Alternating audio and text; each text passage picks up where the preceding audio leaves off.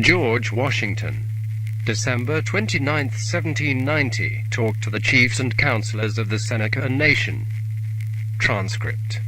I, the President of the United States, by my own mouth, and by a written speech signed with my own hand, and sealed with the seal of the U.S., speak to the Seneka Nation, and desire their attention, and that they would keep this speech in remembrance of the friendship of the United States.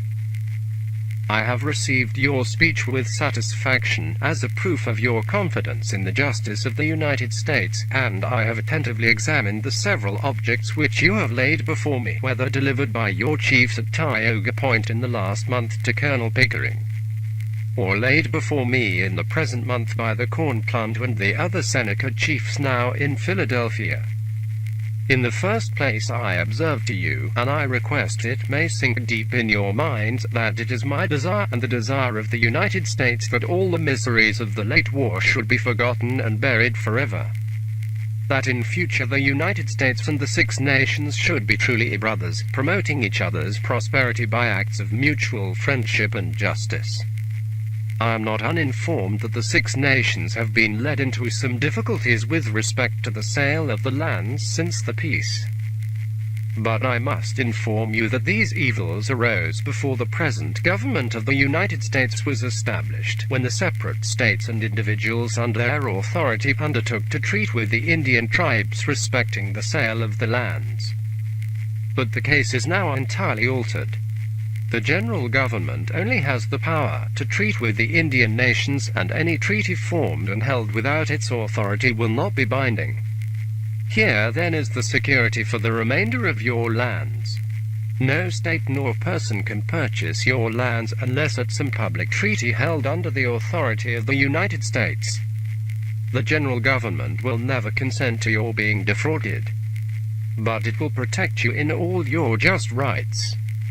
Hear well, and let it be heard by every person in your nation, that the President of the United States declares that the general government considers itself bound to protect you in all the lands secured you by the Treaty of Fort Stanwix, the 22d of October 1784, excepting such parts as you may since had fairly sold to persons properly authorized to purchase of you. You complain that John Livingston and Oliver Phelps have obtained your lands, assisted by Mr. Street of Niagara, and they have not complied with their agreement. It appears upon inquiry of the Governor of New York that John Livingston was not legally authorized to treat with you, and that everything he did with you has been declared null and void, so that you may rest easy on that account. But it does not bear from any proofs yet in the possession of government that Oliver Phelps has defrauded you. If, however, you should have any just cause of complaint against him, and can make satisfactory proof thereof, the federal courts will be open to you for redress, as to all other persons.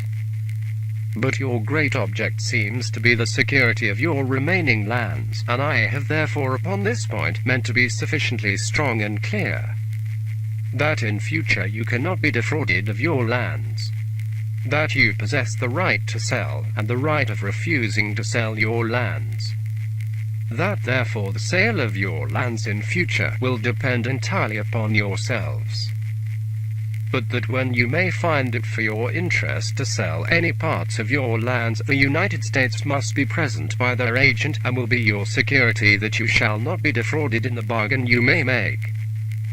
It will, however, be important that before you make any sales of your land, that you should determine among yourselves who the persons among you that shall give sure conveyances thereof, as shall be binding upon your nation, and forever preclude all disputes related to the validity of the sale. Closing square bracket. That besides the aforementioned security for your land, you're perceived by the law of Congress for regulating trade and intercourse with the Indian tribes, the fatherly care the United States intend to take of the Indians. For the particular meaning of this law, I refer you to the explanations given thereof by Colonel Pickering at Tioga, which with the law are herewith delivered to you. You have said in your speech that the game is going away from among you, and that you thought it the design of the Great Spirit that you should till the ground, but before you speak upon this subject, you want to know whether the United States meant to leave you any land to till. You now know that all the lands secured to you by the Treaty of Fort Stanwix, excepting such parts as you may since have fairly sold, are yours, and that only your own acts can convey them away. Speak therefore your wishes on the subject of tilling the ground. The United States will be happy to afford you every assistance in the only business which will add to your numbers and happiness. The murders that have been committed upon some of your people by the bad white men I sincerely lament and reprobate, and I earnestly hope that the real murderers will be secured and punished as they deserve. This business has been sufficiently explained to you here by the Governor of Pennsylvania and by Colonel Pickering on behalf of the United States at Tioga. The Senecas may be assured that the rewards offered for apprehending the murderers will be continued until they are secured for trial, and that when they shall be apprehended, that they will be tried and punished as if they had killed white men. Having answered the most material parts of your speech, I shall inform you that some bad Indians and the outcast of several tribes who reside at the Miami village have long continued the murders and depredations upon the frontiers lying along the Ohio. That they have not only refused to listen to my voice inviting them to peace, but that upon receiving it they renewed their incursions and murders with greater violence than ever. I have therefore been obliged to strike those bad people in order to make them sensible of the madness. I sincerely hope they will hearken to reason and not require to be further chastised. The United States desire to be the friends of the Indians upon terms of justice and humanity, but they will not suffer the depredations of the bad Indians to go unpunished. My desire is that you would caution all the Senecas and 6 nations to prevent the rash young men from joining the Miami Indians. For the United States cannot distinguish the tribes to which bad Indians belong, and every tribe must take care of their own people. The merits of the Cornplanter and his friendship for the United States are well known to me and shall not be forgotten. And as a mark of the esteem of the United States, I have directed the Secretary of War to make him a present of $250, either in money or goods, as the Cornplanter shall like best.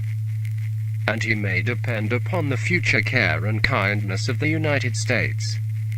And I have also directed the Secretary of War to make suitable presents to the other chiefs present in Philadelphia, and also that some further tokens of friendship to be forwarded to the other chiefs now in the nation. Remember my words, Senecas, continue to be strong in your friendship for the United States as the only rational ground of your future happiness, and you may rely upon the kindness and protection.